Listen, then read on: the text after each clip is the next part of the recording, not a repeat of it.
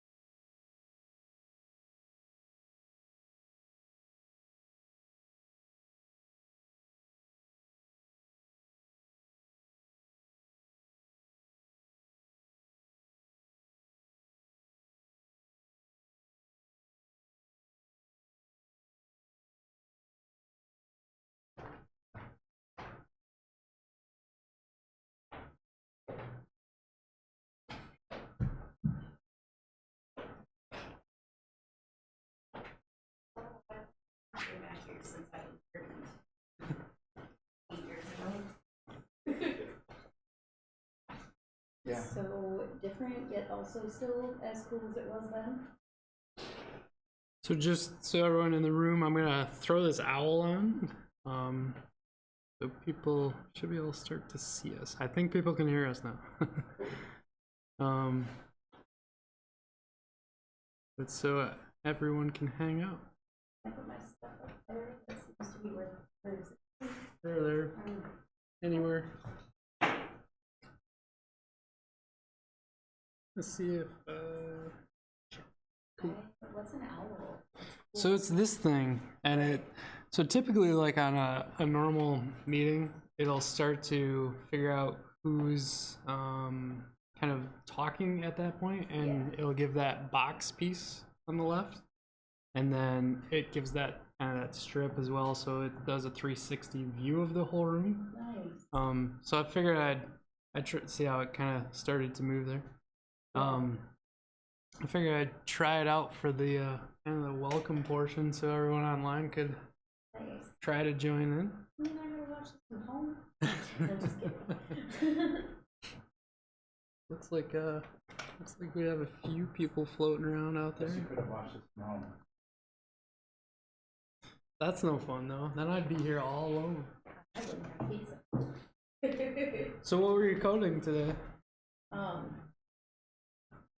So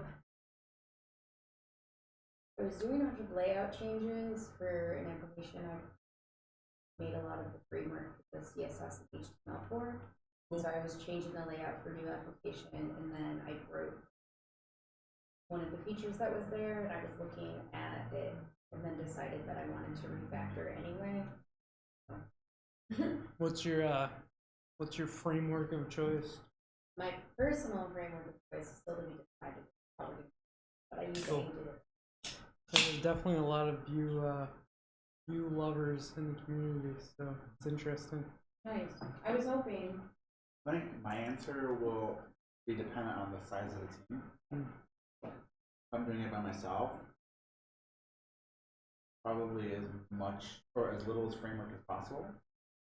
As the team starts to grow, like I'm in the middle zone, it's probably whatever team decides. But once you start getting to enterprise level, I'm like, gotta go with Angular.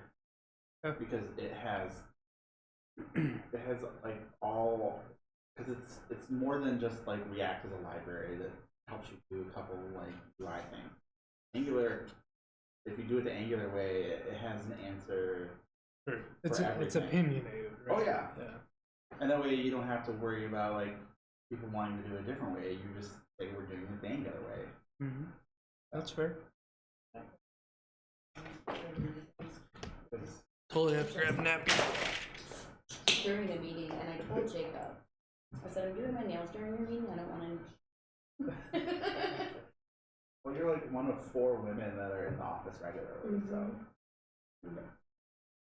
Based on Jacob's response, I wouldn't be surprised if he painted his nails sometimes.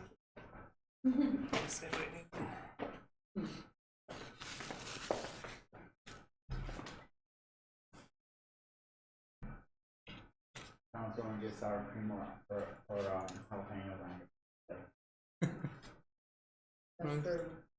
that Friday. Yeah, last time we went out to eat, he dropped some of his nachos on my purse. That's a nice surprise for later, right there. Oh, I watched it happen at least. So, I know OST more like a consultancy, so what frameworks are you working with now? We're mainly, Angular shop. Huge like Vue fans though, so just recently I've been updating some Vue stuff, Angular stuff. Do you have like what projects? I don't know that I can talk about them, Yeah. but they're of an enterprise level though. Oh, nice. The one project I will say used it used a UI framework of like Vue material, but it's still like listed as beta, and so Interesting. I think having looked at it, we probably would have used like Vuetify or something like that instead, something that more build up, if you will. So it's been good. On my stuff, I've been mainly writing React lately, just because of Gatsby.js, and a few other reasons. So kind of floating around all of them. It's nice once you get the idea of How it. you do? How do you use React with your? It's in there. I haven't gotten that far because I was fighting using the work computer, which now I realize is a mistake. We did the update today. I started some install update and I restarted and didn't see it. The update today was adding a blacklist for when you're not connected to the internal network or the firewall or the VPN. Do not let you Use certain sites. Sweet. And the fact that it came up on everybody's computer like simultaneously means that somebody did something wrong. Nice. There's no way getting around everybody thinking somebody somewhere did something wrong. But when Yeah, you I have thought you somebody, meant the redstone update. no, I have not gotten the Redstone update. Hmm. I usually I'm first to get every update because I restart my computer every day, and I usually prioritize those people. I think your name is first out of the order. No, that's for the beginning though.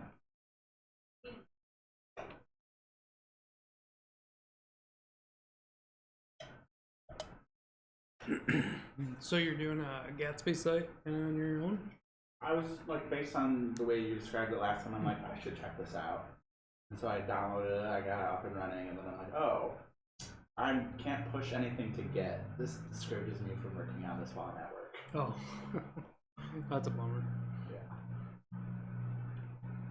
Yeah. Yeah, I've been having fun with Gatsby. It's amazingly performant, and it takes a lot of the like guesswork out of what's going on. Well, So you can be as less performant as you want because it generates static files.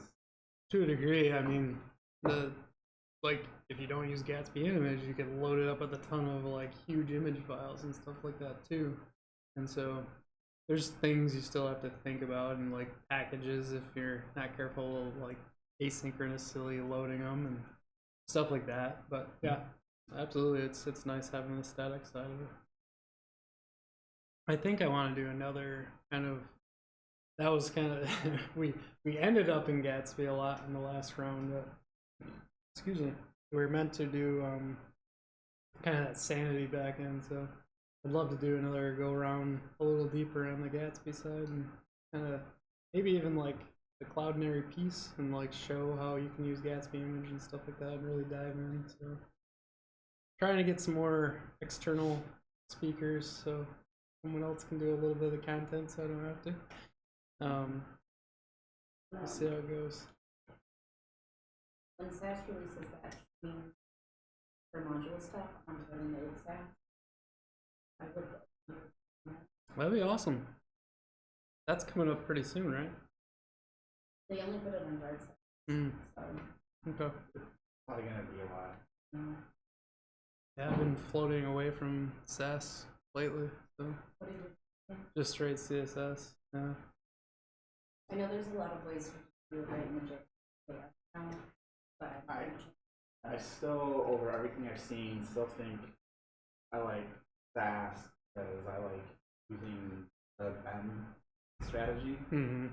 So like it helps you enforce that. Yeah, for sure. It has a lot of nice features, don't get me wrong. I do a lot with that. Do you? Yeah. So I love a being replacement for that with CSS. Yeah. I like the modular pieces to it, so. Okay, well, let's get rolling a little bit here. I think we have all our joiners, unless someone's stuck outside in the snow. We're gonna cross our fingers like the last time we did this, and we'll see if OBS cooperates somewhat tonight.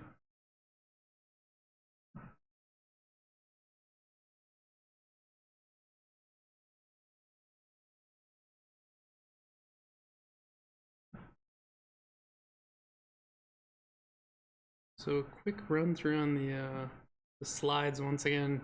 Most of tonight I'm probably going to be just live coding, and so feel free to interrupt at any point. And I'm sure when I screw up, you can help me out at any point. So welcome back to JAMStackGR, as we've already kind of said.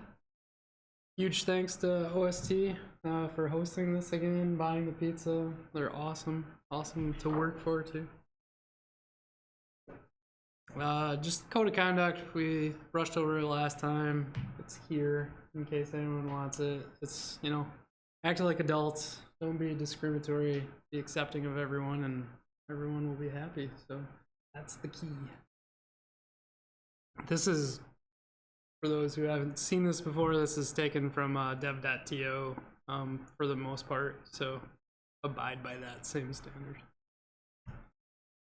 We're already kind of in the part of this, so we started the stream up. We got to hang out a little bit. People are still enjoying pizza.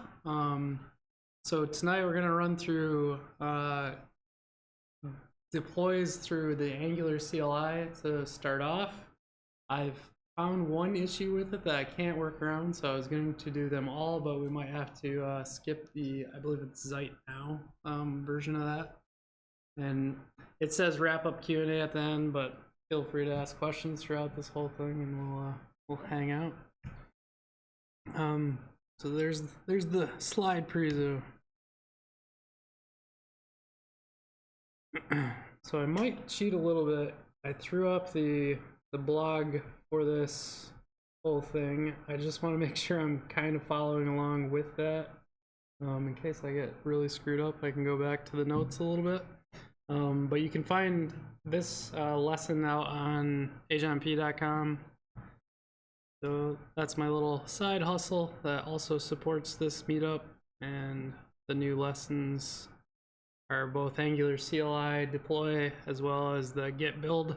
I'm hoping we can dive into that. I have the GCP cloud build and the Azure pipeline most of the way complete. I'll keep working on the rest of that. So I wanted to get them out there for tonight though. So let's start coding. So I am on Angular 9, the release candidate 1. So let's do a little version check here. So there might be some goofy things, but I'm really hoping that they're gonna fully release 9.0 like in a week or two. They're supposed to by the end of the month for sure. We're actually trying to use 9 in our most recent project here at OST. just because we know 6 months from now it's, you know, gonna be time for an upgrade again, and we want to get in at this level because they've changed a lot of the like modular lazy loading, and so we don't want to like have to go back. We'd rather start going forward knowing that we're gonna probably have to deal with a few bugs here and there. So anyways, cool. The first thing we're just gonna stand up a super simple Angular project. Can you guys see that screen okay? Okay, cool. I am actually gonna get in a decent directory here.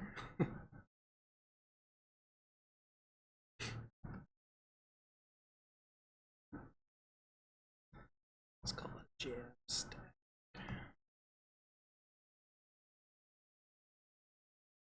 Sure, why not? So this is probably where you'd usually use a little Sass, but I'm just gonna stick with CSS and let that thing build out. I use Sass for years. I just have found like with CSS variables and stuff, I'm able to like, I don't need it as much. I think they're in every modern browser now. So. Yeah.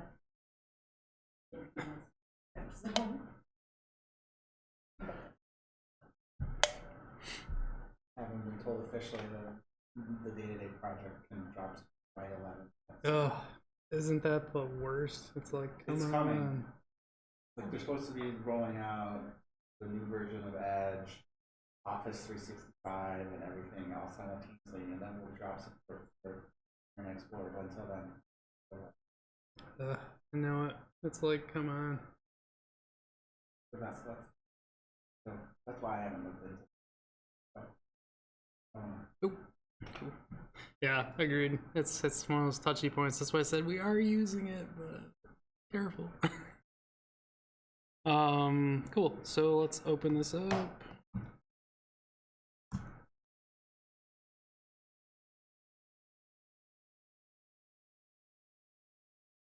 Just want to make sure I don't go too far off course here. Okay, we're good. So essentially, in the blog, we have walkthrough here. We've got the standard app, and we're just, you probably cannot see that as well. There we go.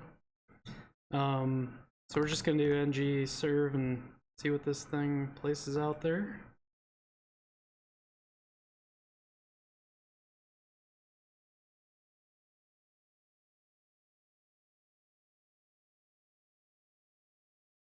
So there's your new standard 9.0 if you haven't seen it, set up for what they spit out there. Yeah, it's pretty cute. I like the little rocket thing. Yeah. Yeah. At this point, I believe I basically said let's throw a image in there into asset switch.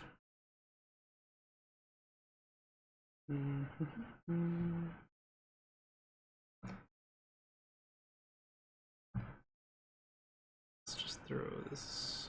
That's an SVG. Thought I had a PNG of it.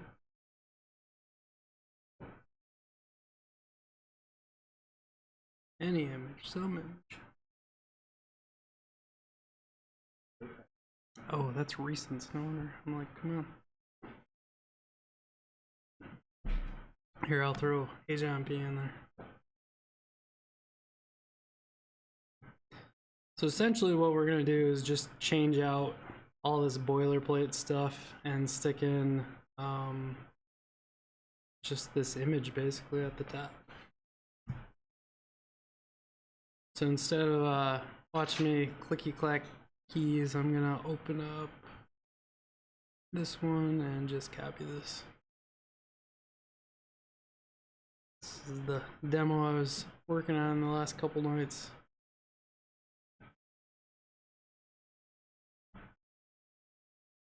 Wow. That thing is longer than I thought.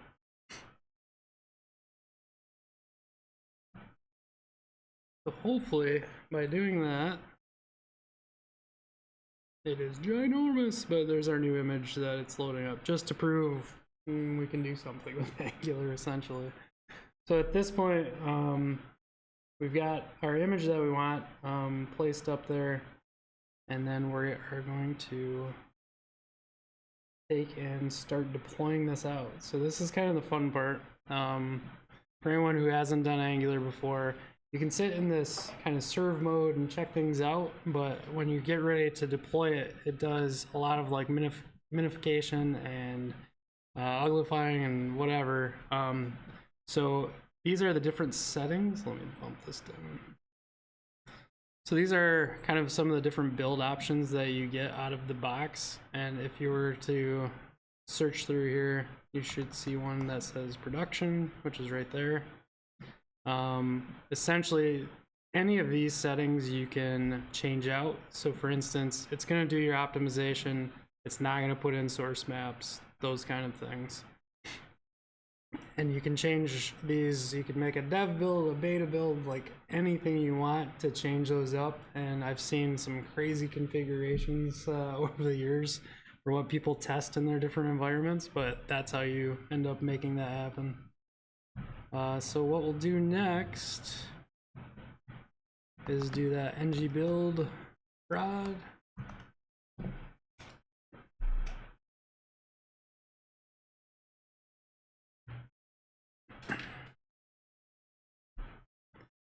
And we should see here in a minute it drop out a dist folder with all of our nice code in it. So there's your dist, and here's all of the code that it has. So there's our asset folder with our image in it, and then all the different nice optimized chunks that it fills out and polyfills and stuff. So the next part of this, what I like to do is use a local server on that dist folder at this point. So I use Light Server, which is the same one that Angular recommends to use if you haven't used it yet. It's got a lot of cool little features, excuse me, that you can set up. So if we do Light Server, and then be careful with this base directory. I screw it up almost every time and either do base directory lowercase or base directory, for some reason I like to do uppercase, and that will not work. It has to be like that. Yep, exactly. We had a whole like kebab versus camel debate the other day. It was pretty fun. It wasn't that intense. It got more like hilarious at some point where we were sending like meat dash meat, like that was our camel case type stuff. It was bad. Oops. All right, cool. So that should serve out. So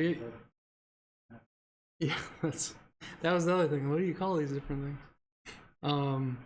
So off of this, instead of 4200 that was running off our unoptimized build, this is our full build that we would throw out to production off of 3000. So you can see all the different JS files as if we were coming off just a normal server at that point. So it's good to test that piece locally and get it running through there. So now some of the meat of this. The first thing that we're going to do is deploy this out to Firebase. Now, I can do this two different ways. I can do this off one of my accounts from a project, or if you guys want to see like true, how the heck do I walk through this from creating an account all the way through, I can do that. Which side would you like to see? The latter is like, it's a little more work. I gotta jump in my emails and stuff like that. So if you're comfortable setting up like a Google account and getting there, okay if you started with the existing account. Cool, thank you. So basically, no, I don't think you learn anything by watching that. I wouldn't think so either. That's why I wanted to ask. So we're gonna start to add in Angular at this point, but let me set up a new project. So out on Firebase, once you create an account and all that stuff, you'll probably have no projects. Here's my JAMStackGR-2 test, but I will throw a new one. JAMStack2. I don't even know if we need analytics. I doubt it.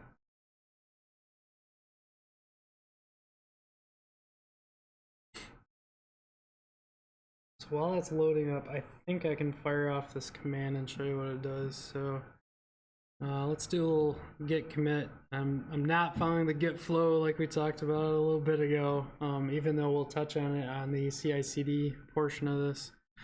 So I'm just gonna commit to master. Don't do this, people.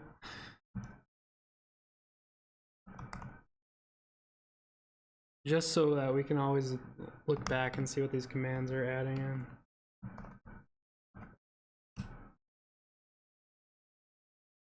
So this is part of Angular's schematics. You can do like a crazy amount of stuff with them, but these are pre-canned schematics that they allow for. And this is going to add the package in, and then it's going to start through the Firebase side of this as well. Maybe.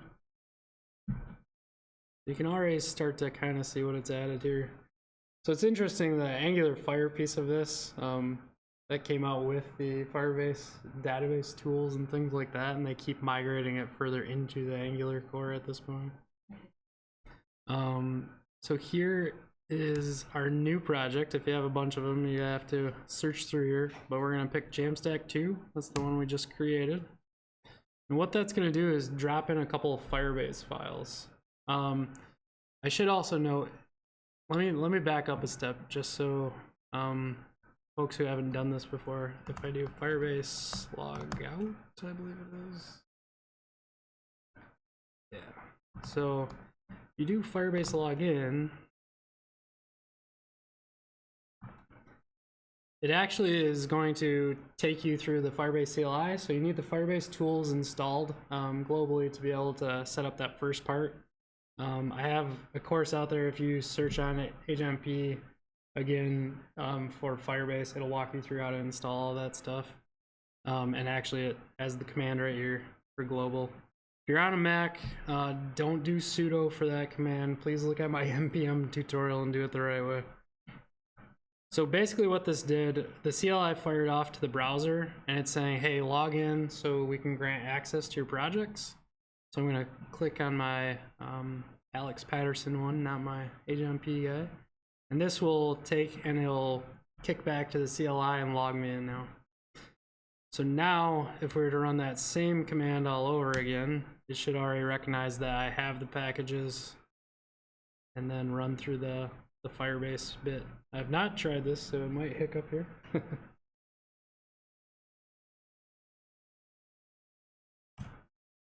There you go. So we already did that part.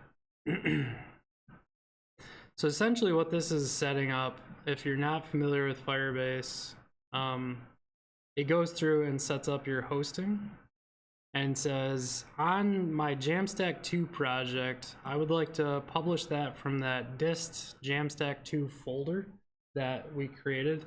Sometimes this can be off, like if you're using whatever, Gatsby or something else, it might be in a different folder. You just have to direct it to that for it to publish out to the hosting side.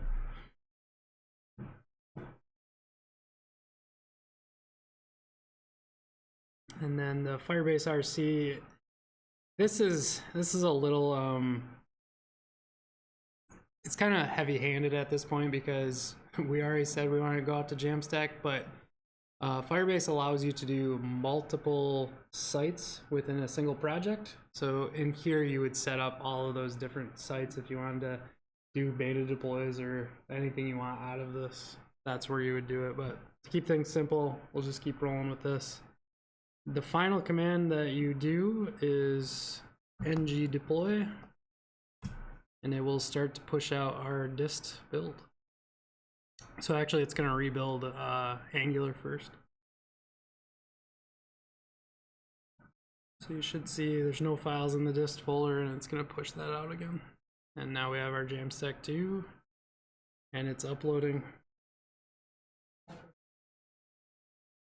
There is, for sure. Let's see if I can dig that out. I swear I saw a flag, so I'm not sure where it's at.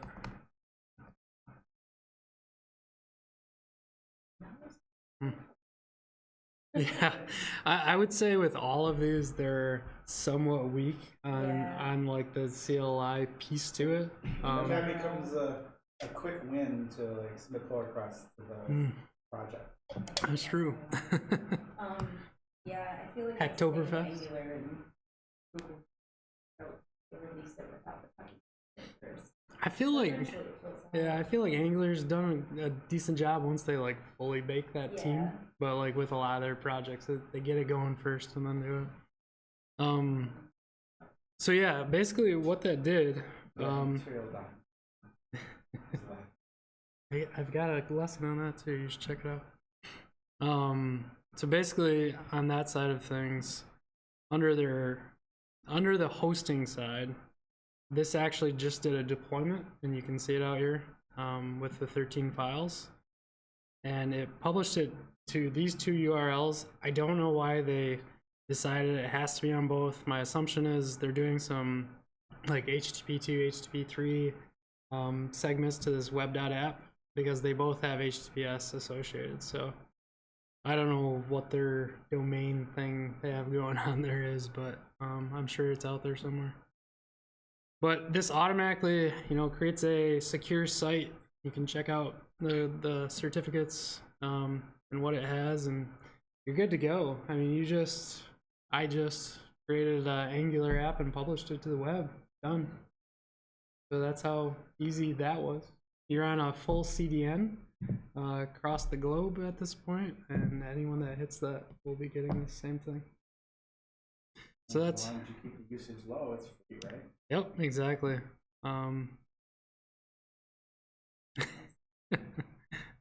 Yeah, I think you'll fit within the free tier. Well, let's see what's up next. I think we're doing Azure. So Azure is an interesting one. Again, to preface it, you need a Microsoft Azure account to do this with, and I'll walk you through that whole piece. So I'll keep committing as we go along here, just to see changes. So I found it somewhat interesting that it makes sense, at the end of the day, but when I go to do this Azure command, it's actually going to wipe out the last deploy we set up. So it doesn't keep like all these deploys that we're setting up, which is kind of a bummer for me because I'm like, hey, I can automatically like kick off whichever one I want. It wipes it out, every time. With that said, you can keep it on different branches if you wanted to, I guess, but you're saying it wipes out Firebase? I'll show you. Yeah, well, not the Firebase, but the Angular, because it's tracking what deploys you have within it. I'll show you right here. In the dist directory? Hang on, I'll show you. Okay. I bet if you open up your Angular project, I tried. It likes to wipe it every time. But yeah, I'm sure there's something I'm just missing. And, we could totally play around with it. I did, yeah. I assume I would check that. Yeah, I think the schematic is saying, hey, take this piece and instead of like looking and saying, yeah, add this to an array or something like that. So here you'll see the Azure piece installed. Ah, yes, I always forget. Okay, so this is gonna want me to jump over to this side and log in, and here is my code.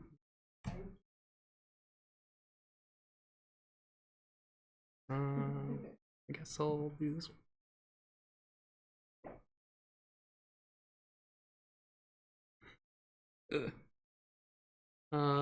So I'm not gonna use that one. Let's try a different one.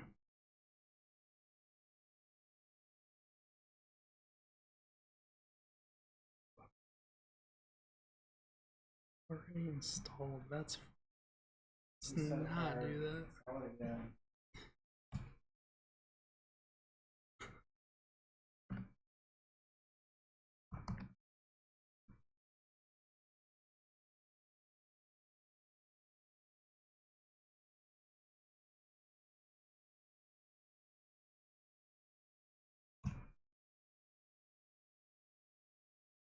The joys of live demos.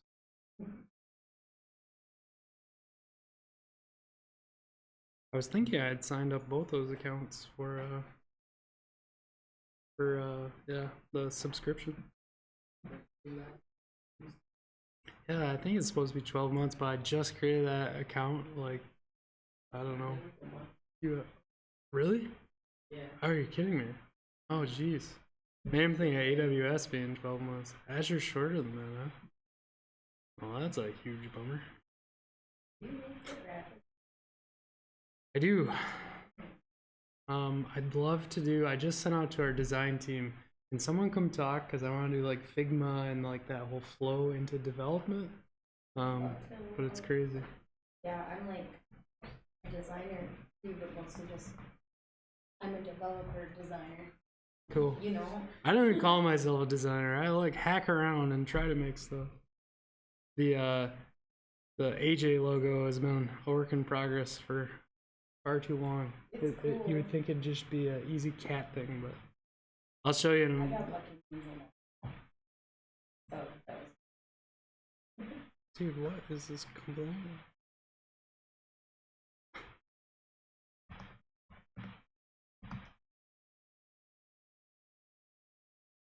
Oops.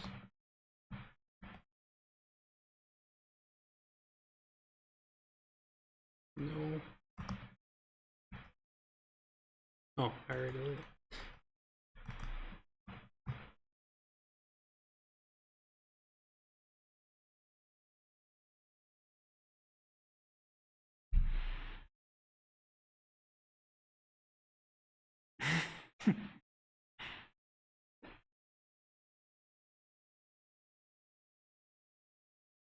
I am not familiar with this one.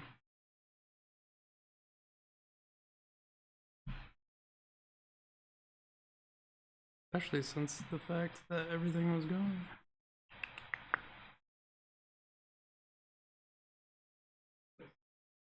Yeah, I guess so. I cannot do this by the command line. If you guys can tell me how, I always have to like look at this. Honestly, there shouldn't be any files in there though. That's the weird thing. If I could do that. See how we do. But these haven't been updated, that's the weird part.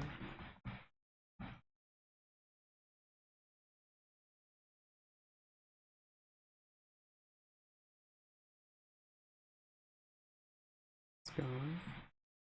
Honestly, we could get rid of that.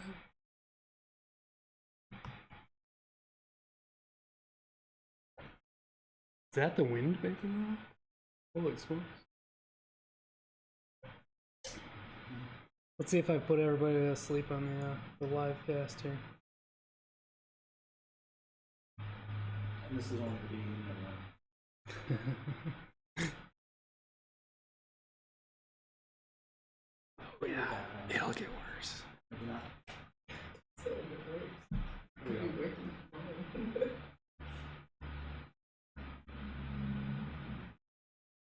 Okay, let's try all this all over again. That was fun.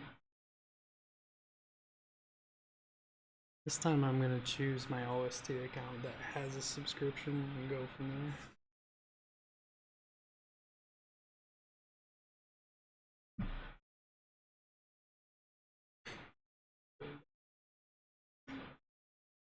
I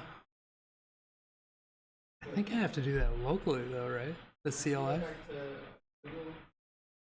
Yeah.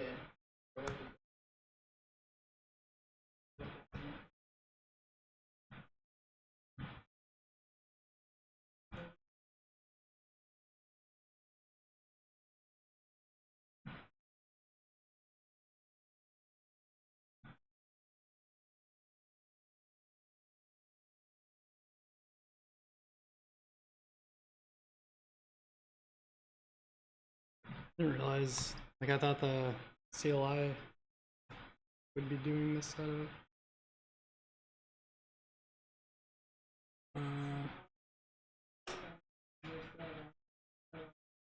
There are.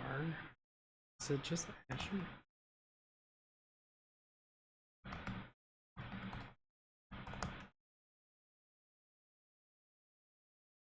What's that?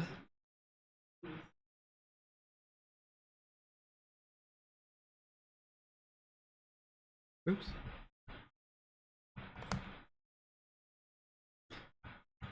Cross our finger.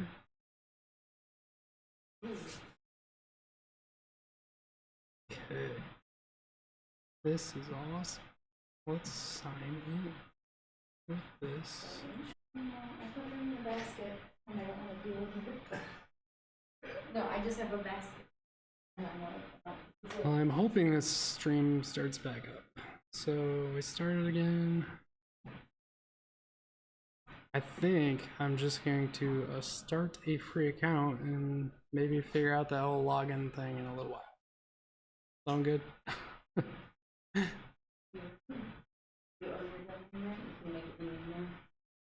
Oh yeah. That's my favorite thing.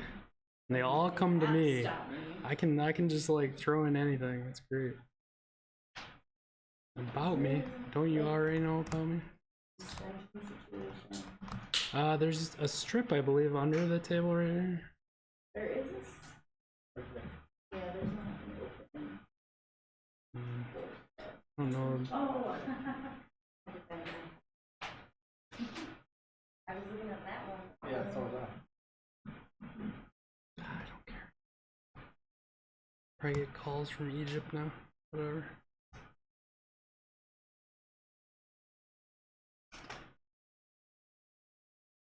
It's really interesting when you log out of the CLI and it still thinks you can stay logged in.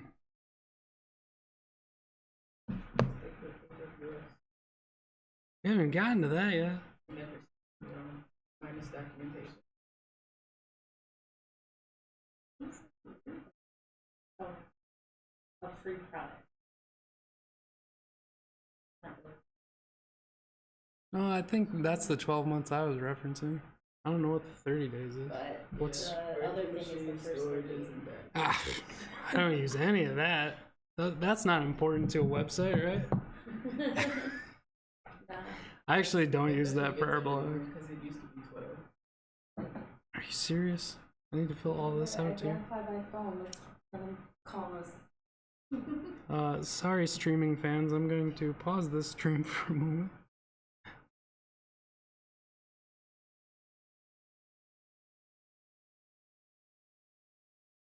Yeah, I don't know.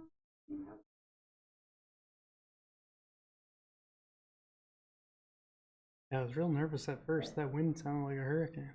That's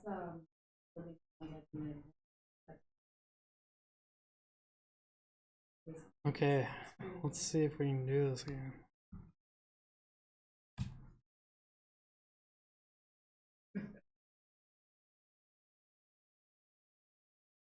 Where is it? I wonder. Yeah, that's my thing. Is it in memory? Let's see this.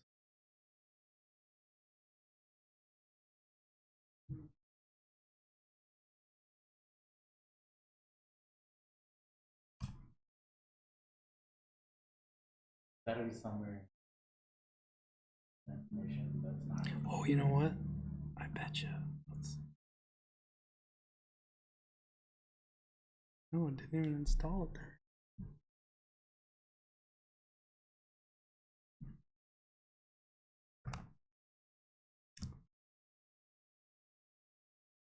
Well, this is super frustrating. Okay, so Maybe you have to drop a supplemental video once you figure it out. well, I have it in the blog already, and what I can do is show you. This is why you try to test out your demos before you give them. So this is the one I did in the blog, and we can do the same thing over there. I can at least show you what happens. So if I do this command, now I do need to know where it's actually doing it. Yeah, it's storing the credentials somewhere, and it's not in your. It's in your key. I clear my keychain. Always. Open I remember when I was trying to reset my Git. An hour later. Sure, let's just delete it all. I don't care.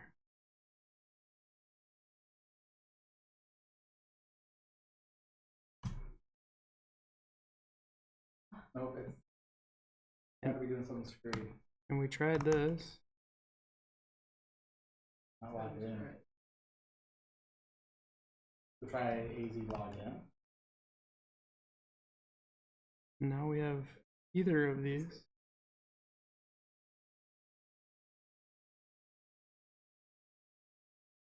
So this is actually what it ends up sticking in the build file for this.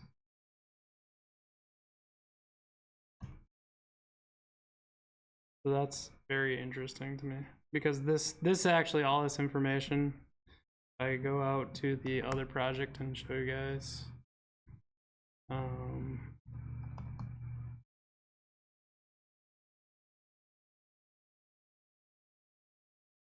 Let's see here. Here's your Azure deploy. This is actually what ends up in here. So just imagine this happen.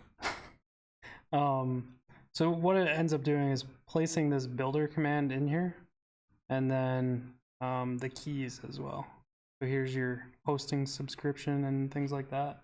It places all that directly into that Azure.json side of this.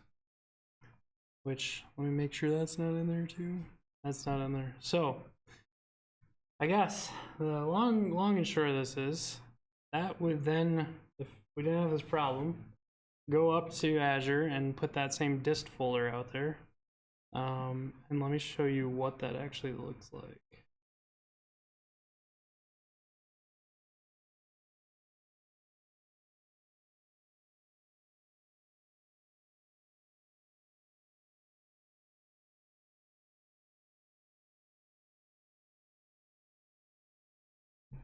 I'll take anything. I don't. Maybe I should. Think you have to pay for that? Okay, I'll check it out for sure. Oh, okay. Yeah, I'm totally game for that. So this is what actually, when you run that command, it actually creates all of this. And I do have it in the blog as well, if you want to look at step by step. But essentially what it creates, so here's your static website endpoint that it creates, as well as, if I can find it, where's the bucket? So what I was surprised with, it doesn't place the Azure CDN. It doesn't place anything out there from what I can see. It just places it straight into a bucket essentially, which is a huge step up on the Firebase side already because you're getting that full CDN side of things. So I'm not saying you can't configure it, just keep that in mind. And so if we look at the storage explorer here, you'll find that in this container, it threw up this web thing with all of our dist files in there. And that's what it's serving from. So that endpoint, again, this isn't our current photo that we're using, but that endpoint from the last time I did it in my blog looks like that. I don't know that well, let's look at this index file real quick. I don't know if I had this for. Does it work for dynamic? I don't know. That's a good question. I don't believe so. So like a PHP type file or something like that? No. If you're looking like, yeah, so if you're looking for like, well, user interaction is cool. So anything JavaScript based in the UI, it'll totally take care of it. So like our Angular sites, your React, all of those JavaScript based front end UI, those are still considered static because they're loaded up into the browser and that's it. When you start talking like Next.js or PHP or C# ASP, where like there's server interaction happening, that does not work in this methodology. So that's equivalent to the S3 bucket. C#. Exactly. So this is just like an S3. Yep. Okay, cool. So that was a complete failure. So we might as well move on.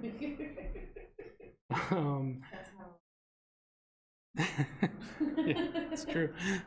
So basically on this next one, I could not get it to work. So I put a issue in their repo.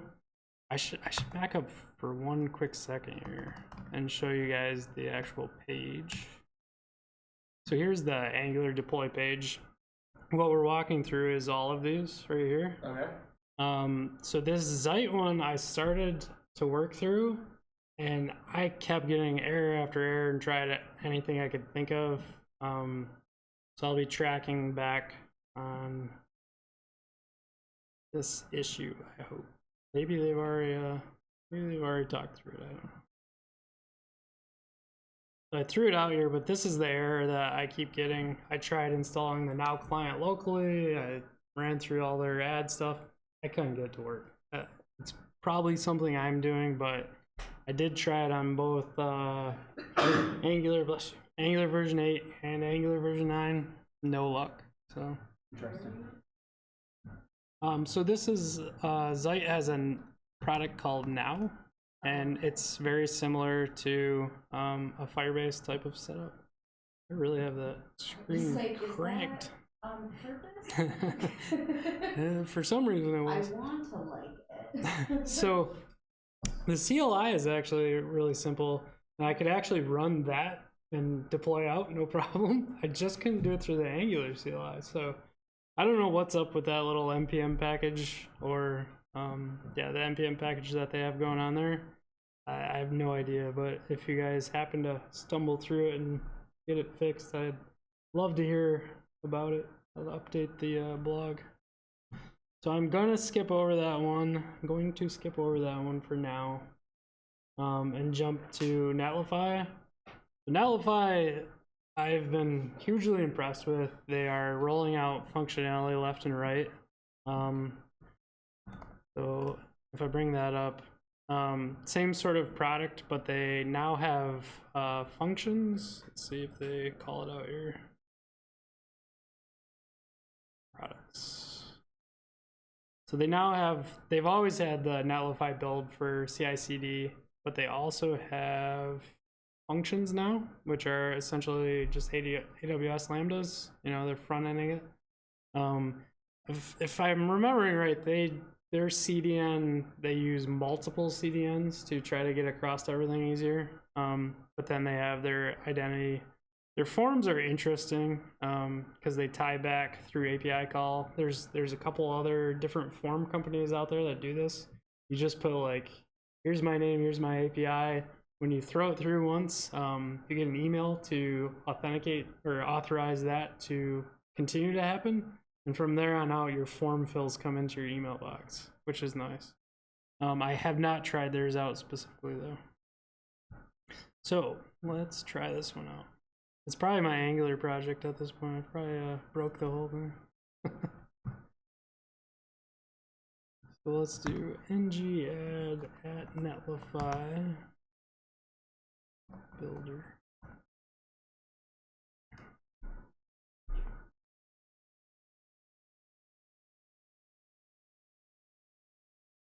So something in the documentation that kind of made me slip up a little bit when I was setting this up. So you have to create a site out on Netlify similar to how we did the Firebase setup. And in the docs, it's like, it calls out your application. I think it said like ID or something like that. And so I kept dropping in this vigorous noble, like my application name. If you look more closely,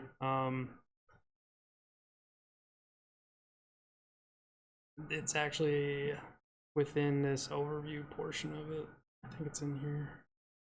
It's actually this site name. Nope, see, I did it again. It's not the API ID either.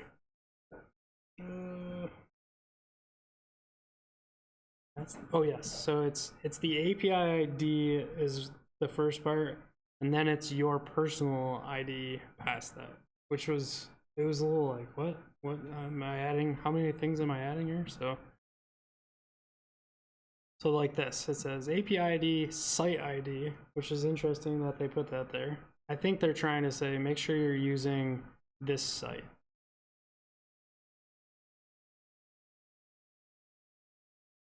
So something that I struggled with on this too, when it says new site from Git, it kind of throws you off because it's like, well, I just want to create a site. Why do I have to connect something? Well, it specifically wants Git in that scenario.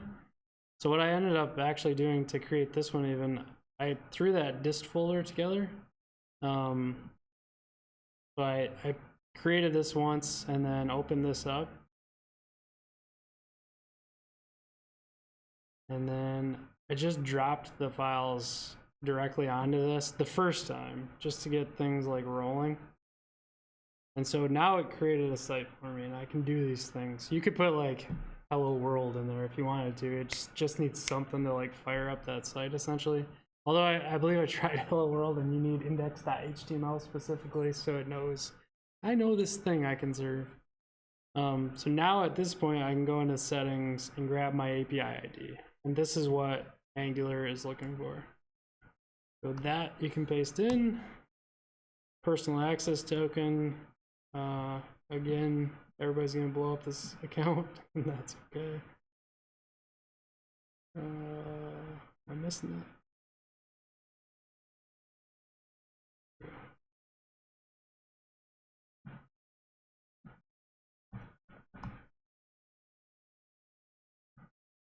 So we're gonna pull that token from there that we just created as our personal one, throw that in as well. And so now that thing's loaded up and ready to go. Similarly, if Azure would have worked, what it did, installed the packages. And actually on this setup, it does not install anything as far as like keys or anything. Azure.json did throw all those keys in. Firebase does not have the keys, but it has all of it set up. But this is strictly like, hey, I'm ready to go. And you do ng deploy, and it throws it out there. So there's that question on the compiling piece again. I don't know if we can avoid that in the future, but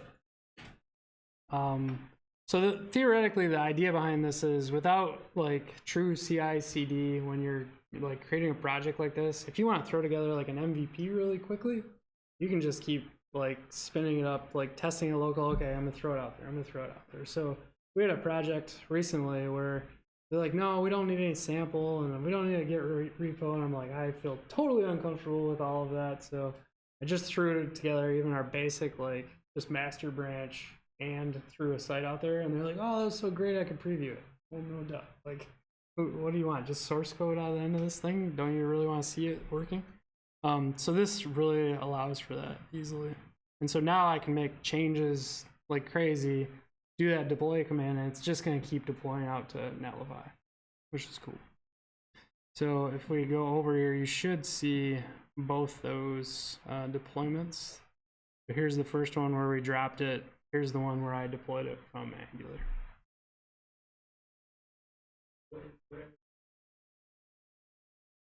It's going to rebuild the site currently, and then, yeah, that last build is going to be deployed out there. No, it's not. Not at this point. So that's the part where I wish they would add into the tooling. They wipe out. Actually, you can't even see it in here, which is weird. Here we go. So it wipes out this entire deploy section every time you add one of these tools. And that's where I wish it did like an array and kept them all, and you could say, oh, do it to Netlify or do it to Firebase or whatever you can pick. But maybe that's an option I'm missing somewhere, but I have not seen it. Okay, so next up on the list is GitHub Pages, and I'm going to have to refer to my notes on this one because I don't do GitHub Pages that often.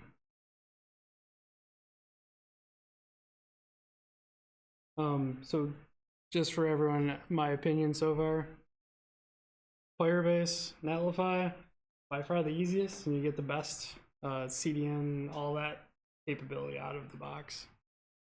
Just saying. Okay, so on this one, you're going to need a GitHub account, and we are going to deploy a similar command. Let me tag this one with Netlify.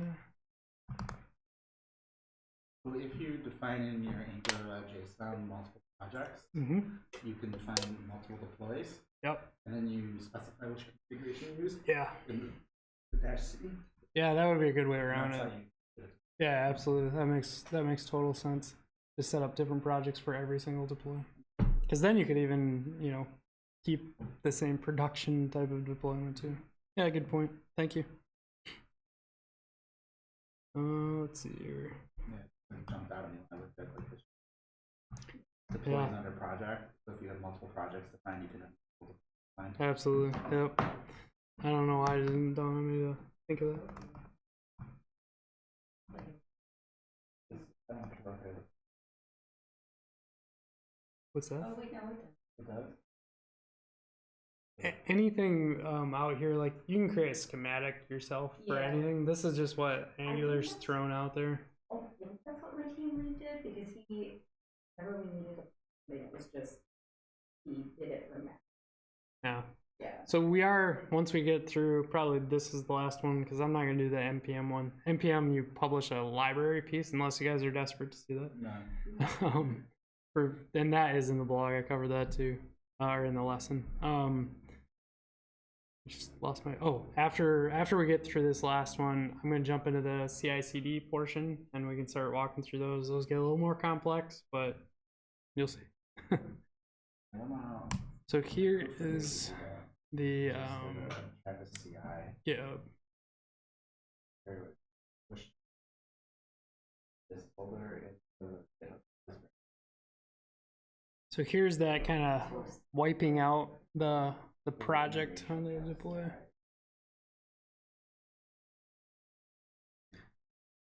So it, again, installed the GitHub Pages package, updated JSON, blew away the old deploy, and threw on the new GitHub Pages deploy.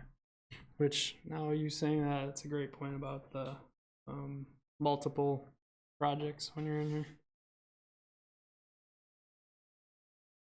So we have not pushed this up to GitHub yet, and that is what we're going to do. So kind of the same as the rest, we need to create a project, if you will, on GitHub. In this case, just a repo.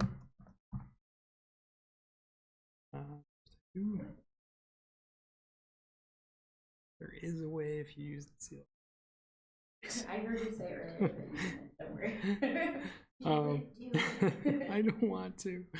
I wouldn't, I would, like I disabled Git in their Visual Studio Code. Oh, really? Yeah, so that they couldn't, they had.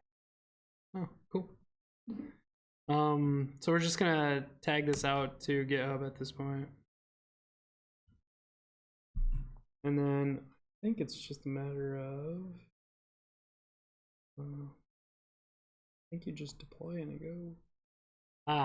So there is one catch, and I'll show you what it is just by doing ng deploy again.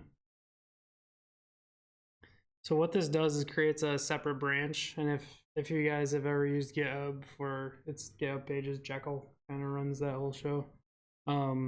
You can set it up different ways based on your repo. You can have like a core Jekyll page setup at the base of your repo, and then every at the base of your project repo, whatever. And then each repo can actually have a branch called GH Pages, which is what we're creating, to run one as well. So you can kind of have multiple going on there. So if we refresh, we should see both these. Here's our multi-branch setup here. There should be, let's screw up with this UI interface. So this environment right here, it'll actually show the deployment.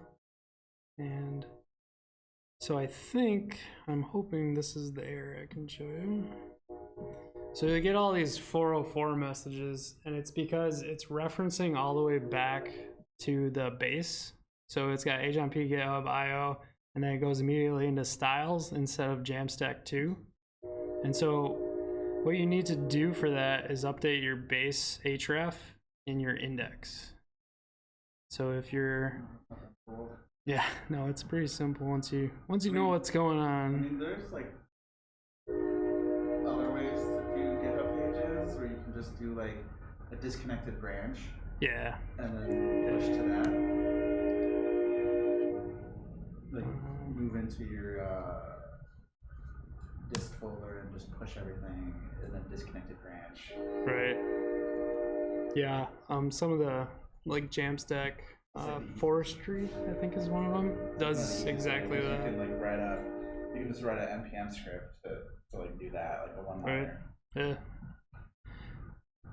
Okay, so rebuilt it, having the base href. It should have flowed up here. Did I do it wrong? Maybe. Let's see. It's interesting. These both say active. Did I do that wrong? Maybe.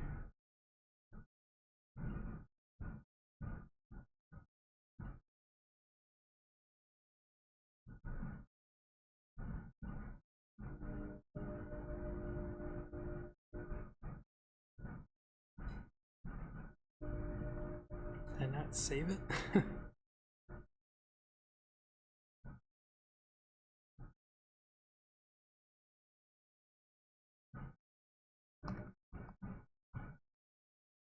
Actually, what am I doing? Let me check this first.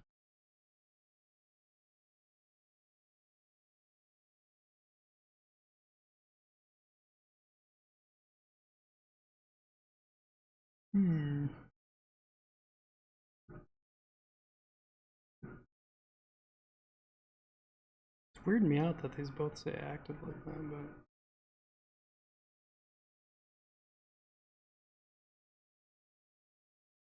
there we go.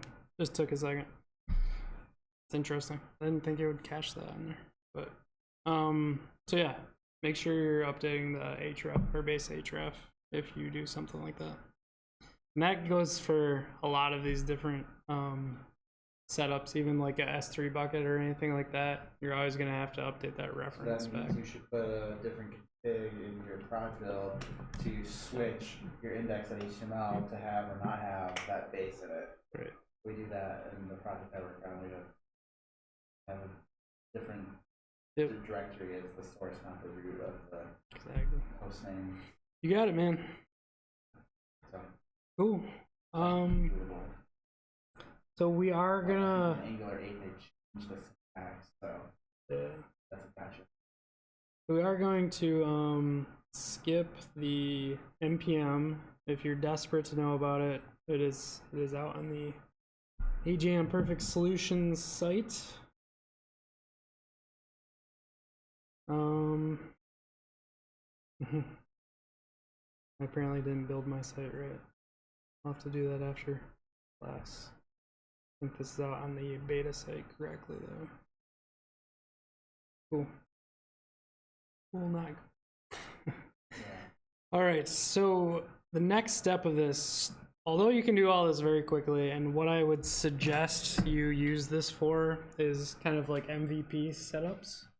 I would highly suggest, if you're gonna do a project for any amount of time practically, that you're gonna be updating, yeah, anything that you're on every day, having a Git flow set. I'm definitely gonna check out Elgato.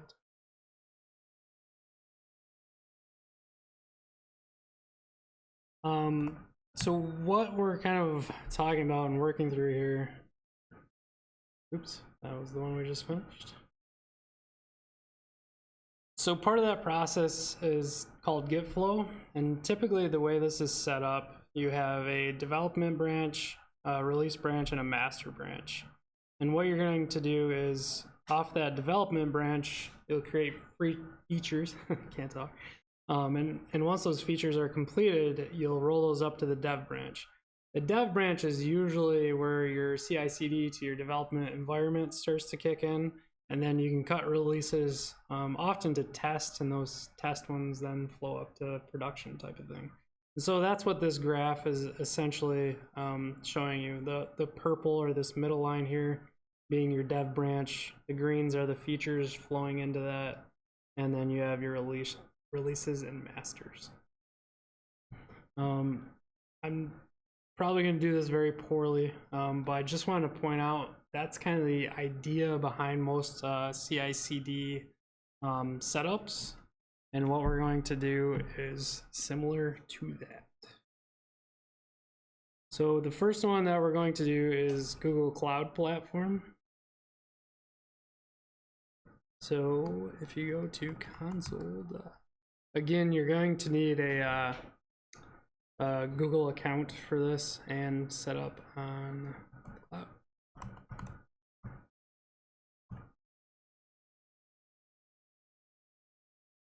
So I will roll this one all the way to a new project, not start at the middle.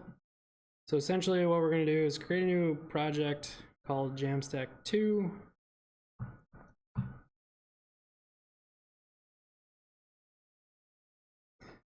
Just so everyone knows the Firebase side of things, underneath Firebase, it's all Google Cloud. So you'll end up seeing those projects out here as well.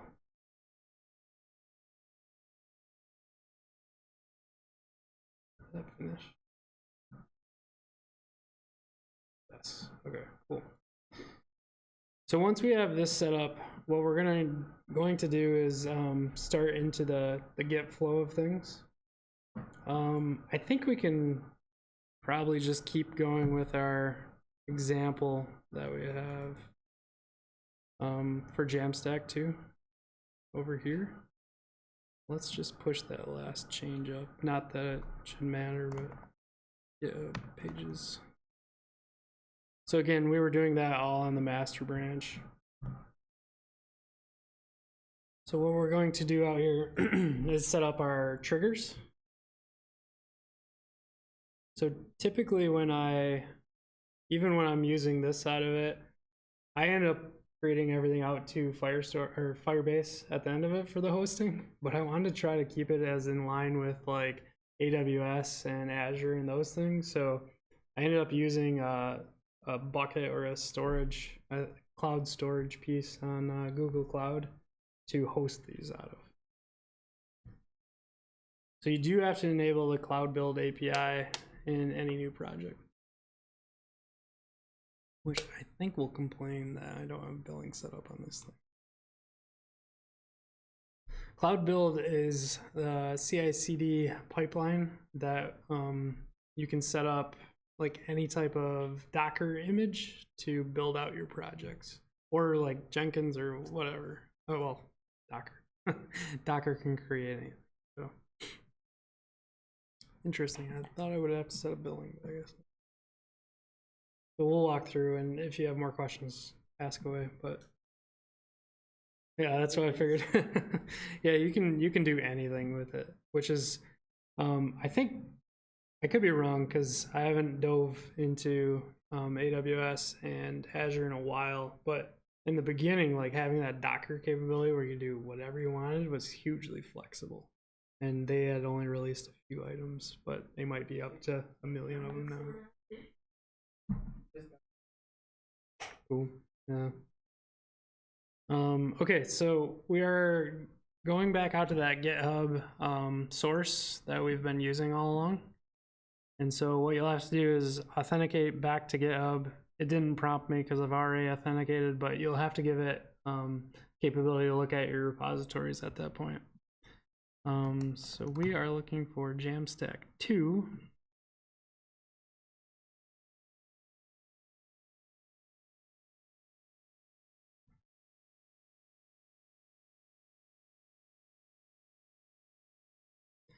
Weird. Okay.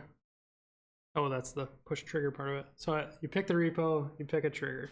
And what it automatically does, it makes a terrible assumption that you want it built off any branch all the time. So maybe it's not that terrible. It's a good place to start. But what we're going to end up wanting to do is set up a new branch. So we're going to create that from master. And we're going to create one called GCP, I guess.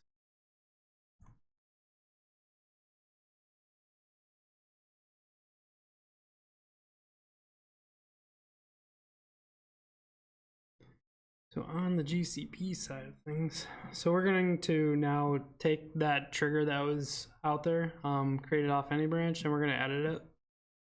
And we're going to say, whatever, GCP builds. So again, this is me kind of getting away from that Git flow. So just know this is my release branch in this scenario. Oops. So when I go out here to look, it should have this GCP set up. If you don't, it's typically because you haven't pushed that branch out to production yet that it can't find it. And so I started to mess around a while ago with this auto detect piece. I found that it's not as intuitive as I thought it was going to be. So I typically end up using a full build configuration file. And that way you're not locked into a single Docker file. You can build out as many images of Docker files as you want to create these. And so at this point, what we're saying is anytime my GCP branch gets pushed, go ahead and use the cloud-build.yaml file to build it. Now we need to go back over and create a cloud-build.yaml file. So trying to get into a little bit of a Git flow here, we're going to create another branch called development, or we'll just call it dev because I don't feel like typing tonight.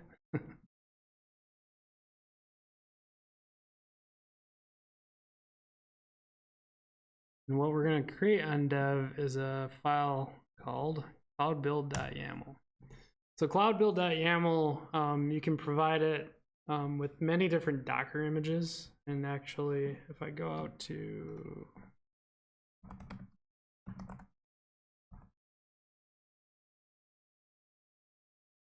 there are several different default cloud builds available. And so the one that we're going to use is npm because we can utilize that to build out our Angular project and then, install the dependencies, build the Angular project.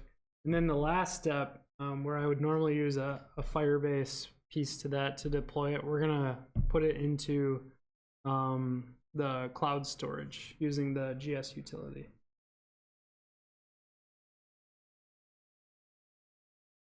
Going to throw all of them in. I think in the blog I broke it all down, but let's see here.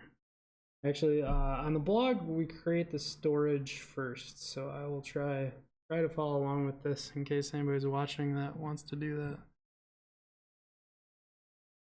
So same sort of console look. Instead of being in cloud build, you go down to, or storage I have pinned, but you can go down to storage. And in the browser, you should have no storage yet. We're going to create a bucket. If you've ever used AWS and S3, similar thing happening.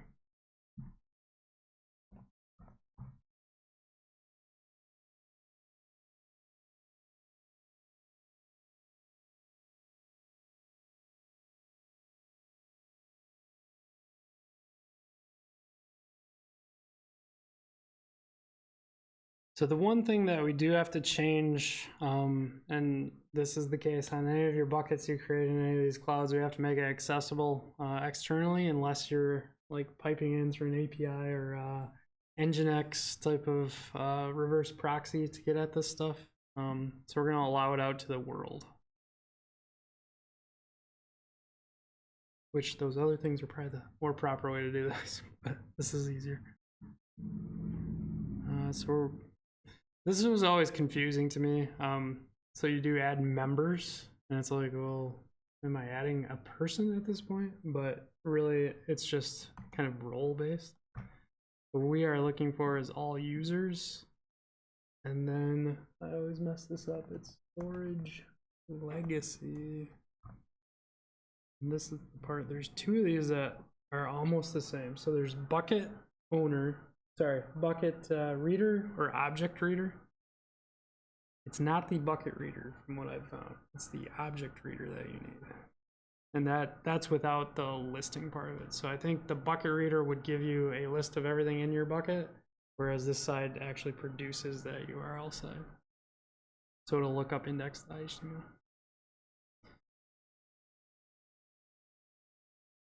It's just a thing, right? Like it's a file storage essentially, a glob. Okay, so now that we have our buckets set up, there's a couple things to look at in here. This URL, this top one, is a link directly to your bucket, whereas the bottom one is for the GS utilities that the Google Cloud API can utilize. So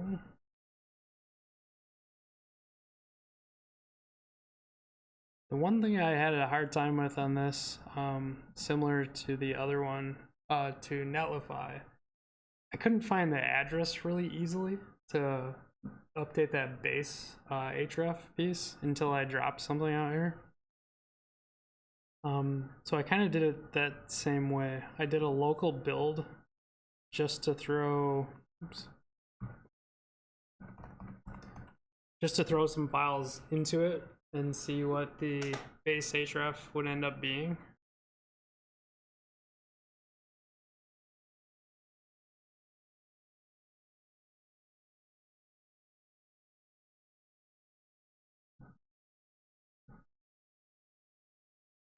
Let me jump back over here.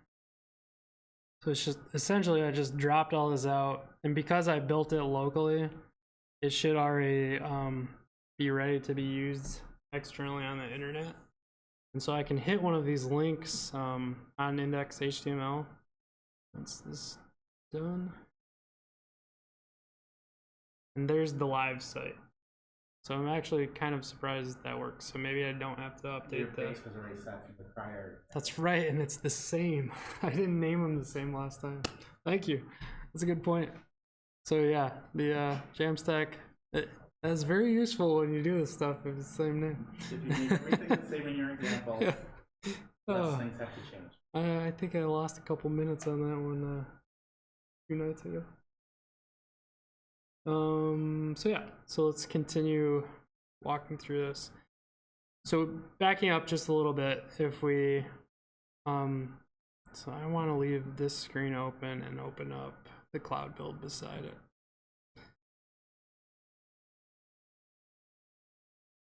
So again, this is building off cloudbuild.yaml.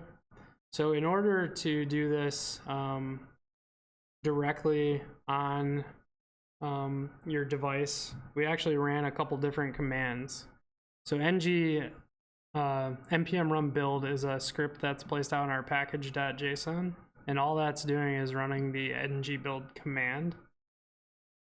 So that's one of them. Prior to that, you need to do an npm install because we need to install all the npm tooling to allow for that. And then thirdly, we need GS utility to take what we've created and dump that over to that bucket, right? So I'm actually going to, clean out this bucket so you guys don't call me a liar and think I didn't do it. So those are all gone. We're back to a site not working. And now we'll start to list out these different steps in the cloud build.yaml. I'm going to cheat a little bit and pull these off of the website.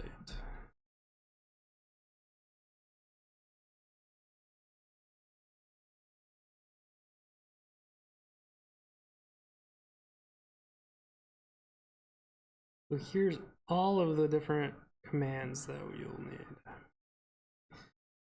So what this is basically doing is there's some default npm, there's those cloud build pieces that were out there. So these are actually Docker files, and you can create your own, like you can create any like Linux or npm or whatever you want set up and create your own images. These are just default ones that Google has available, and there's a bunch of community ones, which Gary, you might be interested in some of these because I know they have a bunch of stuff for like mobile and different things. Nice. So like here's a example of Android being out here. So these are all the community run ones. I was using Hugo one when my site was built off Hugo instead of Gatsby, which I don't even see out here. There it is. Here's a Hugo one. So they have a ton of different ones that the community maintains as well that you can use. Just know that that's there. So the first one, again, it's doing our npm install. The second command is going to run our build. And this third one, I might have to update the bucket and the dist name. So the dist is JAMStack2. And I think this is JAMStack2 as well. We'll double check this. Okay, so this is the directory that it's looking for after it builds it all, which we know because we build it locally, so we can check it out. And then this file is coming from our cloud build, or sorry, our bucket. And in the overview, it's this right here. So that's your GSUtil link. So once those are completed, we're going to commit that to dev. Which one? The line above. Okay. Yep. So this is just saying the cloud builder is GSUtil type. Okay, And just to tie back, because I know this can be confusing, that is one of these names here in one of those pre-built packages. Which, why am I not seeing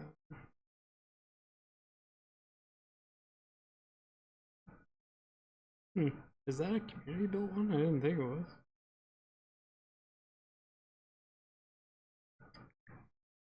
I don't know why I'm not seeing that one. I thought it was in this base setup. Oh, maybe that one? There it is. I didn't realize this list is it's most of them, but not all of them. So this is Google Cloud specifically. Okay. That other long list is the community build ones. Okay. So it's this GSUtil one, which is also available via CLI. So if you wanted to do this, you could do GSUtil on your own command line to update to those buckets. It's similar to AWS, I think, has SAM. Maybe that's only one methodology of doing it. I don't remember. Okay, there you go. Yeah. Well, so how do you do that on AWS? Is it through, do you use SAM tool? Is that their version of the CLI, or is it something else? 'Cause that's what I get. Okay, cool. So again, that Git flow piece of it, if I'm trying to throw this out there for newbies. I know most of you in the room are used to doing this, but so we're gonna do the add build piece. Now we can push this all day long. It's not gonna trigger anything because our cloud build trigger is set up for that GCP branch. You got it. So what we're gonna do is just bring this up a little there. So yeah, so you make a good point. There's two ways to do this, or maybe more actually. Approved by somebody else. Yeah, so I'll show both versions of this. So if you own your own repo, you don't have to put restrictions around it. So what you can do is just check out your own GCP branch, and it switched over, and then you can do git merge your dev branch, and it pulled in my YAML change, right? So that's the local version of doing this. And as soon as I push that, the trigger should get picked up. So if we go to history, 14 minutes ago. So now it's walking through all those different pieces, and we'll open up the log so you can kind of see what it's doing. It started out with that first one with the install, so it's walking through that whole thing. It'll take a minute to relax the throat. I'm on 11 hours of talking now. I don't know how my vocal cords are holding up to that. So I thought I'd Grand Valley, the local college. I'm sure you guys all know. Maybe not you. I keep forgetting you're from Tennessee. I used to teach there at night, and by the time I got to like 9 o'clock, I couldn't talk. Like, I go to work and go do that, and I was like done. It's rough. Ugh. And I would have after I either have meetings with students or meetings. Where did you teach it? I taught at Grand. Oh, okay. Yeah. Yeah, that's crazy. How long ago? Yeah, I swear I saw you there, right? Do you remember it? So I came from Hayworth over there, and we were checking it out to start to pull like students into our program. It's possible. I don't know. I was gonna say something. I'm like, nah, I Livestream can't be. visited when I was teaching, and Okay. then the second half was taught by this guy B.J. Clark. Yep. So you might have won. Cool. Yeah, I went to their demo day. Yeah, the that's Detroit where one they was cool started, too. yeah.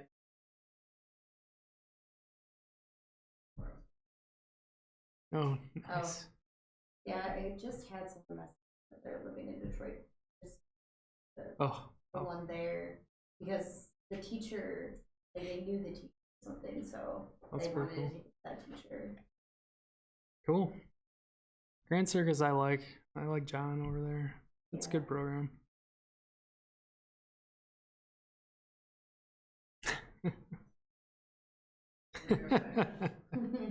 That's right. It's full circle, right? You can't escape. So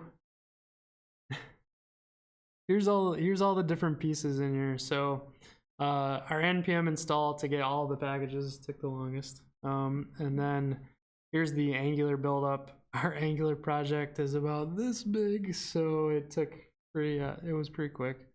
I've had Angular projects built for like close to an hour before, which is nuts. It should never take that long. That's when you think about it's going to a library. Yeah. And then at the end of it, it pushed up all of those files. So when I said I would delete them all, this is why. So we can now see them out here. So there's the last little push time there, 7:05. If we again hit that index one, we should get our cool image. So that is how you do it in GCP. I know we're kind of running up on time a little bit here. So I also don't have the Azure side done yet. I think I had started it. Yeah, I didn't push it out here, so Content for a future meetup. that's right. So I will put it all out in the blog too, so you guys can reference back to it. But I still plan. Oh, actually, we could do the Azure one because I'm pretty familiar with that side of it too. If you guys want. What do you feel like here, folks at home? I don't know if anybody's left. Let me take a look and see.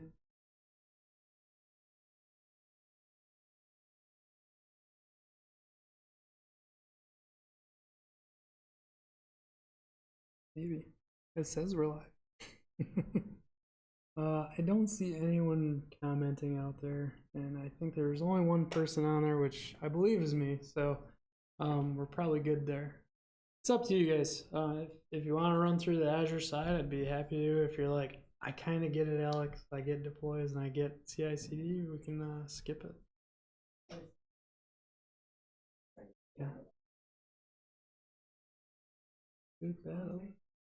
You want me to run through it? Yeah, that's true. Are you looking to go through it then? Sure. Okay. So the Azure one definitely can go through. I'm not comfortable with AWS, but maybe in a future cycle we'll go through that. And well, maybe you can take out the keyboard and run through it though.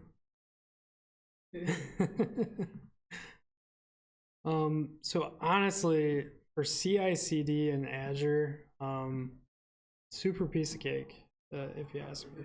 Is there ADO pipeline? Yes, that's what it is. Yeah. I just turned that one. Yeah. Cool. So, yeah. You guys aren't utilizing that? lazy. Like KPMG, it's all locked down internal garbage that Never never on the works. first try. Oh, that's a bummer. My personal situation, like there's a button on my post, call it to do, Oh, and cool. we'll grab it from my GitHub and deploy it, whatever time Yeah, so like Netlify has that same sort of setup. You just click deploy, click deploy. That's, it is. that's true. And I just tried everything with you and it worked. So, Oh, I am my host. And the wrong thing. Knowing pipelines and stuff actually helps you get that. I don't Yeah. need to be my own host anymore. That's what we I covered. got into all of this Probably, because I wanted yeah. to move to DevOps, and I'm like, I don't really have to get on my list. I was like, yeah. I'm gonna try this this side of this again. I don't know why that wasn't working earlier. That's really gonna bug me that So CLI are you wasn't using working. are you gonna use the YAML or are you gonna drag and It will create a YAML file through this process by using the UI. Yeah. the hard way? Yeah. I didn't know. I've done it that way too, but I'm trying to keep this as kind of beginner friendly. Thank you. I didn't know there was beginner friendly. Sometimes When you're there's not. reading Microsoft Docs, it's just like, hey, Oh, get this for YAML sure. file and like add these lines. It's like Yeah. cool, and then somebody in after. Yeah, just click on this. That's right. It's way easier. For the longest time on GCP, I felt the same way because it's all like build this cloud build and do this. I'm like, dear Lord, like I'm used to clicking buttons because I started on CI/CD mainly on Azure. So, okay, so create a new project. We're still flowing with our Jamstack 2 thoughts. I was gonna make that public, but it shouldn't matter. So you just go to pipelines and it's gonna say, would you like to create one? Yes, I would. And since we have it tucked away in a GitHub repo, that's where we're gonna go grab it from. Fun fact, I was just reading that you can now do all of AWS's stuff in Azure. I haven't looked into that yet, but Phenomenal. that's crazy. So like the two certs API that you need to get, they're like, Yeah. it's Azure.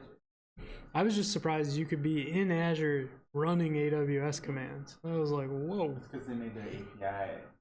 the equivalent? Yeah. They implemented it all in the same API. Gotcha. That's pretty cool. So here's our, That's one of their selling points for switching. yeah. But I'm hosting like 3 websites for databases. I can't believe you got a free jacket though. That's why I'm so impressed with. That's the only reason. Yeah, I jackets have, are $150. Yeah. I got like jackets, socks, I got with that. Cool. All you gotta do is How? take their template. Like every month, AWS is like make a Alexa field, and they'll break it down for you. Like copy and paste our demo, Yeah. change it to what you want. But I find like places like Gatsby does this similar thing. They just focus on their developer community to build you up. And it's like, we'll give you all this free stuff. Just start using our products and telling everybody about it. It's like, oh, it's sorry, awesome. I so plug into AWS. I'm always making Alexa fields. That's cool. And then I tried to Thanks use for Google this. Assistant. Yeah. That is a good tip. Google Assistant does the same thing. There's $100 a month. That's what I was doing was Google So you Assistant. start with It's more locked in in paying case. for it man. and then No, you don't have to pay. You don't They want- set you up on the free tier, Yeah. but because you like go through and you're using the tools, you're using Lambda and all that stuff, they're like, okay, cool. So we'll send you these credits, and like I'm pretty sure the only person that uses my skills are me. Yeah. And But they I don't don't even really- use them that much anymore, but I continuously get credit. That's cool. And there's one that says you can ask. Yeah, because they're still they want more people to do the search. Yep, exactly. Until like they have. enough They've been people pushing doing those on me Alexa like certs. crazy. Yeah. Mm. So that's it. Cool. So yeah, continuing Azure. Sorry. So I picked that repo that I've been working on GitHub. It says, which ones do you want to allow access for Azure pipelines? I already did that one, so I'll remove it. This is the one we're working on. I can now install it. click the right one this time so it doesn't blow up our whole demo.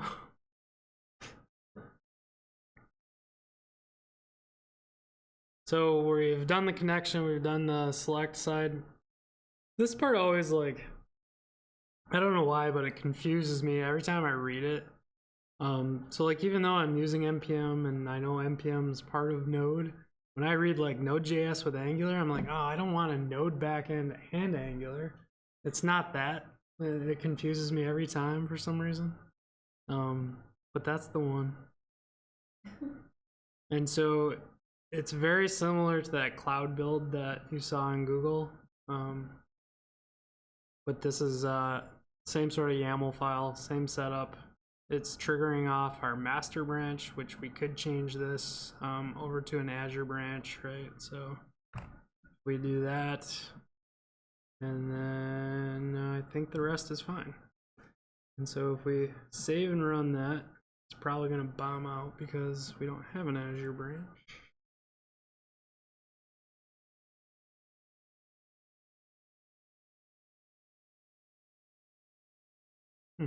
So that Still would build create off that. You know, for you, there's like another version of drop down menu, but we needed to say like API keys, Oh, like that. like put it in the environment variables, you mean? Yeah. Yeah, cool. Nice. I'm surprised this is built, honestly, because I thought it was gonna trigger off, it must just build off the master and then after that trigger Yeah, off you the have to, other one.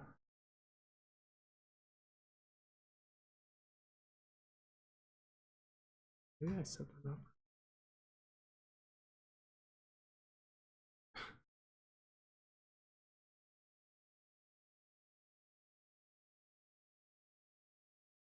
Huh.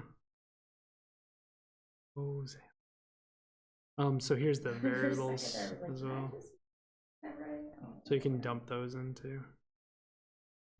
So I don't know on Azure, but on G-Cloud, whenever you're using like environment variables in your logs, you'll start to get that stuff popping out. Definitely use the I think there's a key store, but the encrypted like password keeps and things like that. If you guys are doing this on a regular basis, definitely use that stuff so it's not in all of your log files. I feel like they're all the same. I'm gonna make a website that says, looking for a database? Here's all the places that you can go. AWS Azure. Can I have it? The output? I really want it. There's a couple of them online, but yeah, I want that, but I want to build an app. So like, hey, are you trying to do this, this, and this? Here's how you do in these services. Maybe we could do a new Amazon or Alexa command for that. I'm trying to build a static site. How do I do it? So did this finish?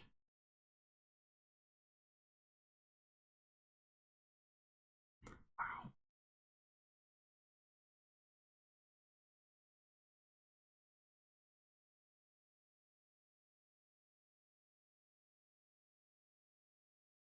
I haven't even gotten through that yet.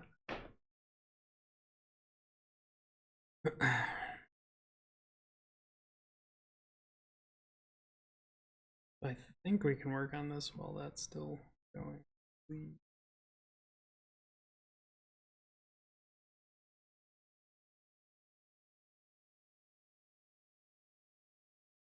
Oh, no. No, this. I haven't done this in a while, so bear with me.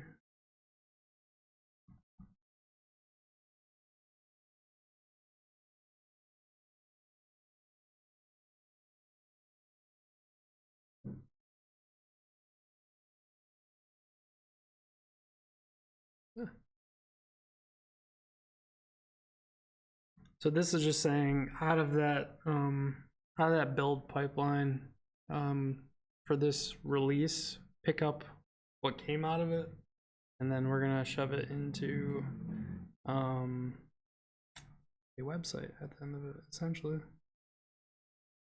Let's see, deploy trigger. I think that's good. Release.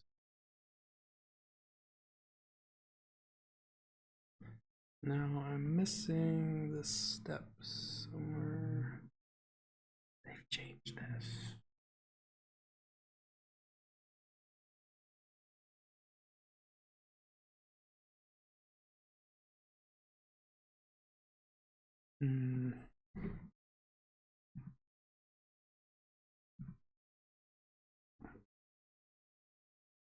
I think it's in tasks. See, that always screws me up. Like, I think I can, like, click on this.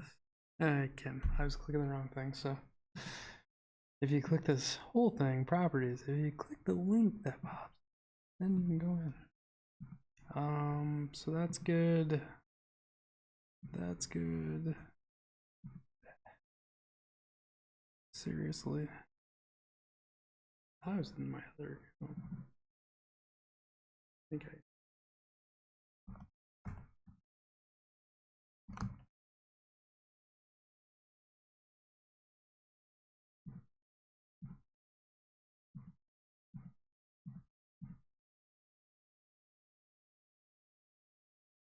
this is the part I don't know if I already have to have this set up or not. I haven't walked through the documentation on this.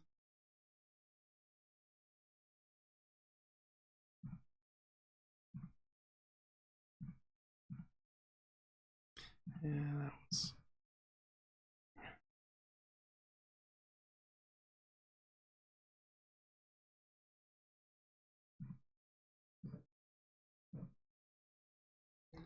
I think you go out to this and have to connect it. I thought you could do it through here. I don't know, what happens if I just do this? Do something? Right, go. I'm probably really messing all this up, by the way, guys. It's interesting to watch you try though. Yeah. I'm kind of curious what will happen now. Re-release, sure. Let's see what happens. Let's watch this whole thing blow up.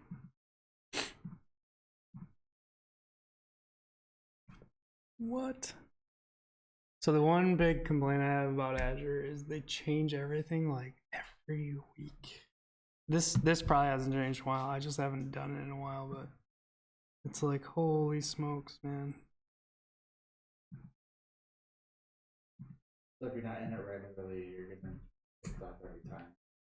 It's just like they're always throwing like new UIs and like it's like, dang, man. Yeah, see, I think I've got to create this part. Ooh, no, that's much more than that.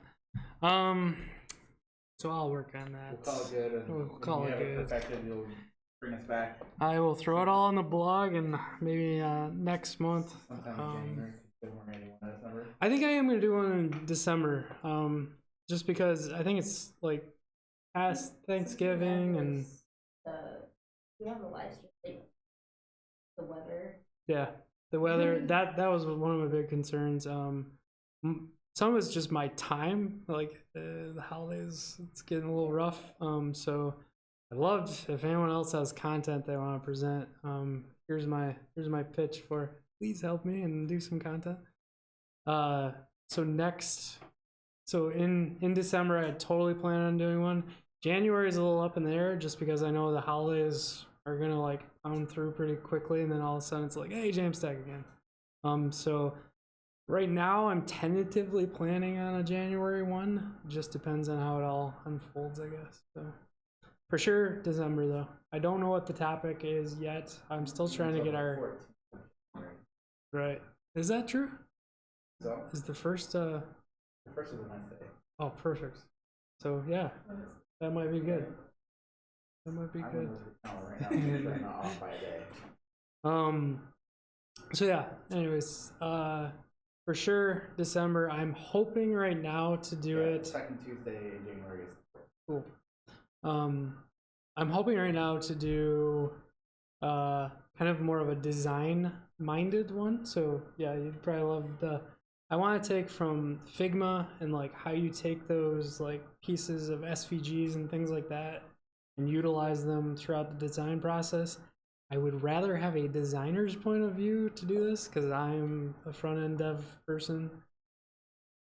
Sorry, so Figma is actually, it's a free web-based tool similar to like Sketch. Okay. All right, cool. Or Adobe XD is probably the other big one. The big win on that one is it's cross-platform because it's browser-based, so there's no Sketch Mac lock-in situation. And it has tons of, actually I can bring it up and show you. So there is a, it's just Electron-based app that they build out of it, so it's still web-based. I haven't seen an iPad app. If there is one, I could be wrong. Oh, there's a mirroring app. So you can like launch here and then view it on your iPad. I think they're working on stuff. So yeah, you can. Let's see. Let's not show all my work stuff. So like you're asking about my logos and stuff like that. So I create all these in Figma, and it's all vector based. So as soon as you get done with things like this, thanks. That's our new Casey dog. He's always a little. I'm struggling with my names and my pronouns because I want them to be as gender neutral as possible to like invite everybody in. But it's hard to not say AJ he and Casey she, and it's just like Casey instead. So Casey is often quite confused, and so Casey will be like, I don't know how to code, and then AJ's gonna sweep in and help Casey out with code, because Casey's the programmer. So yeah, I have some things coming up pretty soon. I hope. So everybody on the video side of things, I'm gonna kill it there. Thanks so much for joining.